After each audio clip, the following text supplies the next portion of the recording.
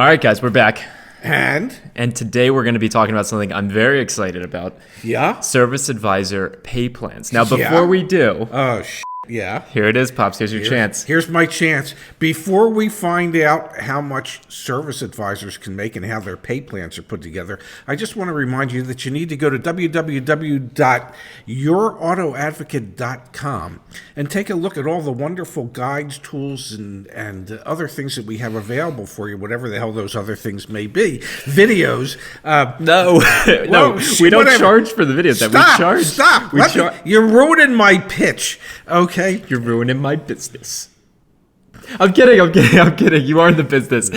Pay plans. Can we go link down below? Anyway, visit our website, check out our bundles, see which bundle might work best for you when it's time for you to consider getting a car. And with that, I'm throwing it to Zach.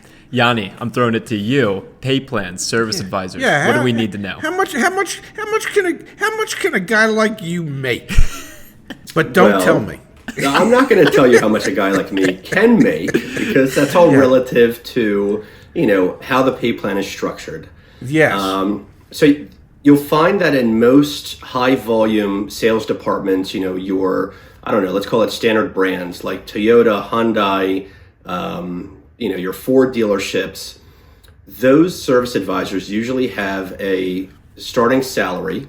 And then they'll have the opportunity to collect other forms of revenue naturally from, perks or volume sales of certain services. In example, the service advisor is making $40,000 a year for showing up to work for his shift.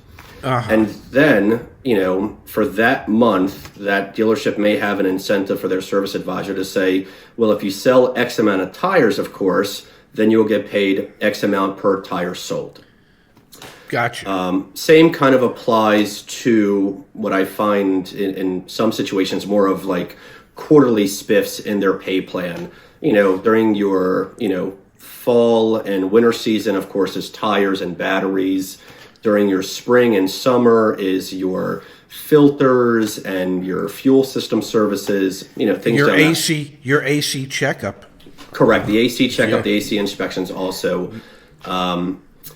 But overall, they'll have a base pay, their starting salary. And then they'll have, of course, these, monthly or quarterly bonuses based upon, volume. If they sell X amount, of course, they can make X amount more.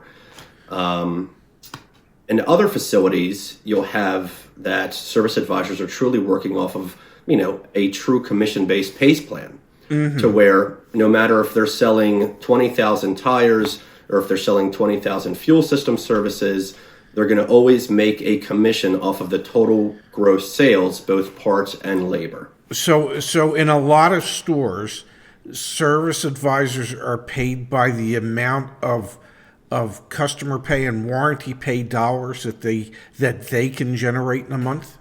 Correct, yes. Now, in some stores, they may give you a different percentage based upon warranty work over customer pay work, but all of that stuff, of course, needs to be discussed, which is a hard process to really grasp when you are, interviewing or applying for a service advisor position. I think it's one of the most difficult things to track yourself because you almost have to have your own bookkeeping to see naturally how much you're selling, what you're selling of, to make sure that at the end of the pay cycle, you're getting the right amount of money.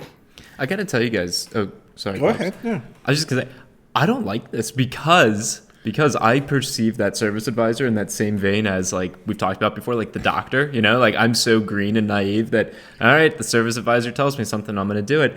If my doctor was paid, which this actually does happen with pharmaceutical companies, if you prescribe a certain drug, you get a kickback and things like that. I don't like that. As a consumer, that makes me a little bit uneasy, both in the doctor's office and at the dealership. It puts the emphasis on the wrong aspects. I think Correct. So. Yes. Yeah, no, I agree with you. You know what I mean? I mean, there isn't a structure to valuing the employee based upon his knowledge and history because it's so variable based upon your mood and how you're coming in and how you're treating your clients. When someone applies for a position, they sound great, they show up, they're smiling, they're happy. But then after 2 weeks, they're sitting around twiddling their thumb and playing, Bejeweled on their phone. So Big beach that's guy. Yeah. Now, let me ask you a silly question. And you said, like in some dealerships, there could be a salary and you get, your salary's $40,000 a year just for showing up for your shift every day. What's a typical shift for a service advisor? Because service departments open up, about 7 o'clock in the morning?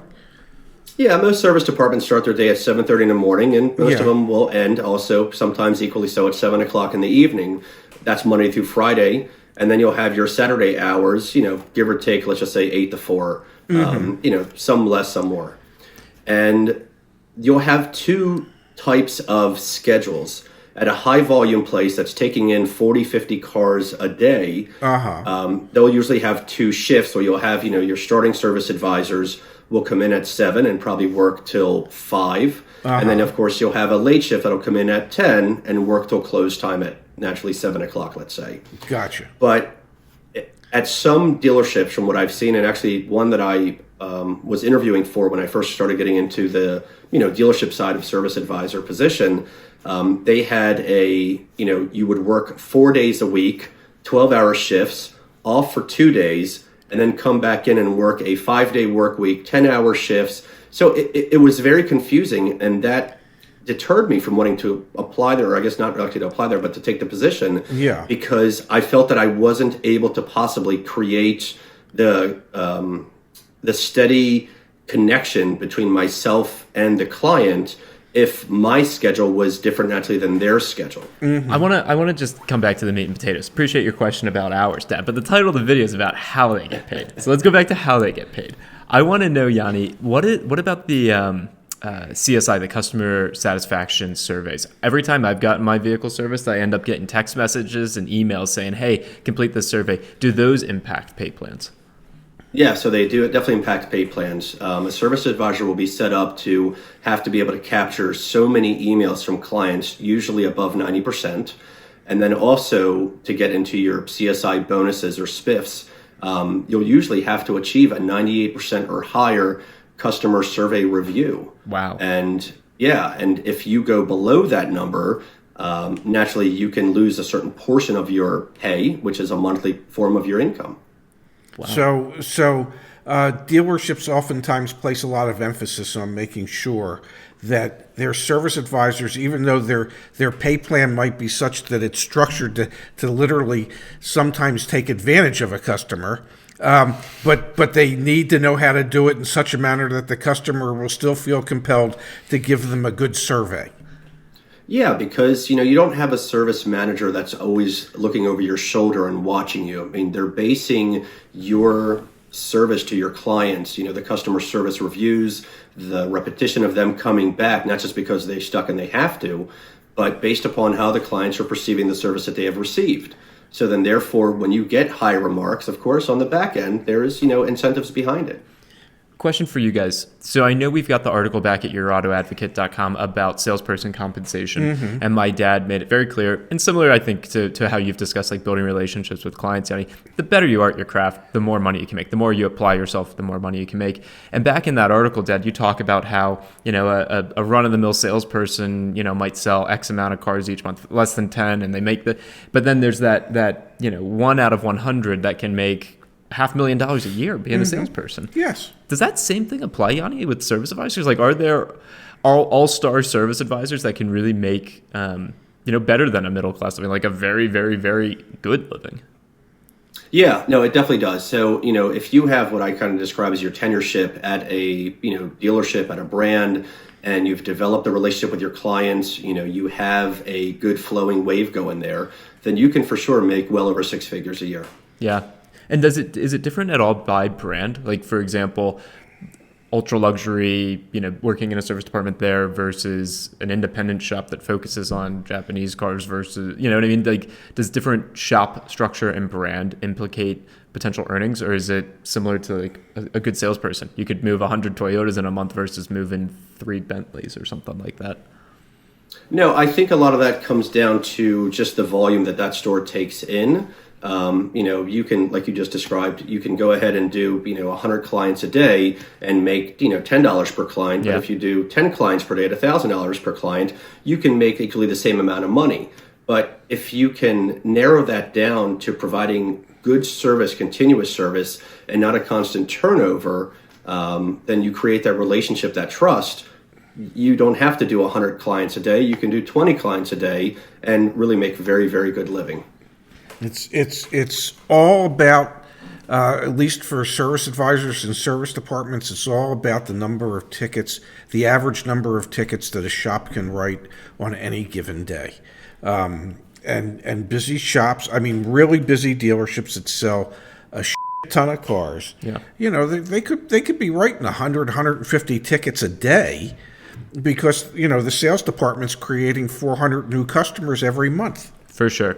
Sure. You know. Yeah, but if they're not paying attention to their client and not selling the services that they need, you can write 400 tickets a day and still not create any revenue. Really, Exactly. if the service advisor is not honing it down to the client's needs and to keep the car safe on the road. Makes sense. Yep. All right, now, Pops, how do we make money? One more shot. Well, you go to www.yourautoadvocate.com and, go for a bundle. Go for a bundle. Go for a bundle. Bundle up. I hear it's cold on the East Coast. Everybody needs the bundle. We're making progress. Not really. All right, Yanni, thanks for your time as always. Thanks, All right, Yanni. guys, have a great day. Good You're very seeing ya. welcome, Ray. See you later, Zach. You too, guys.